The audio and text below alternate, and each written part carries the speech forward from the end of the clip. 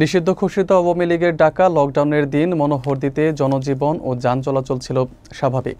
বৃহস্পতিবার সন্ধ্যায় চালাকচর বাজারে গিয়ে দেখা যায় দূরপাল্লার বাসসহ বিভিন্ন যানবাহন নিয়মিত চলাচল করছে।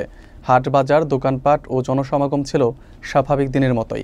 স্থানীয় রাজনৈতিক নেতারা জানান, সাধারণ মানুষ স্বতঃস্ফূর্তভাবে কাজকর্মে অংশ নিয়ে লকডাউন প্রত্যাখ্যান করেছে। বিস্তারিত থাকছে মোহাম্মদ ইমরুল ইসলামের প্রতিবেদনে। নরসিংদীর মনোহরদীতে নিষিদ্ধ ঘোষিত আওয়ামী লীগের ডাকা লকডাউন সত্ত্বেও পুরো উপজেলা জুড়ে যান চলাচল ও জনজীবন স্বাভাবিক থাকতে দেখা গেছে।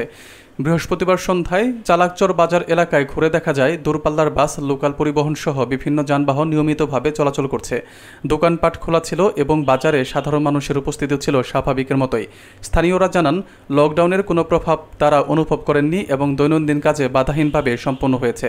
উপজেলা জুড়ে কোথাও লকডাউনের সমর্থনে কোনো পিকেটিং, মিছিল বা অপ্রীতিকর ঘটনার সৃষ্টি হয়নি বলে জানা যায়। বিএনপি সহ অন্যান্য রাজনৈতিক দলের নেতারা বলেন, সাধারণ মানুষ নিজ দায়িত্ববোধ থেকেই স্বাভাবিক কর্মকাণ্ডে অংশ নিয়ে লকডাউনের আহ্বানকে প্রত্যাখ্যান করেছে।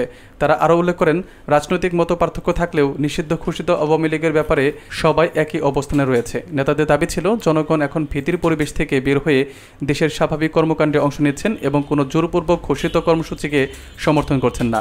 তাদের মতে, মানুষের সক্রিয় উপস্থিতি প্রমাণ করেছে যে জনগণ নিষিদ্ধ কার্যক্রম বা অযৌক্তিক চাপের বিরুদ্ধে ঐক্যবদ্ধ।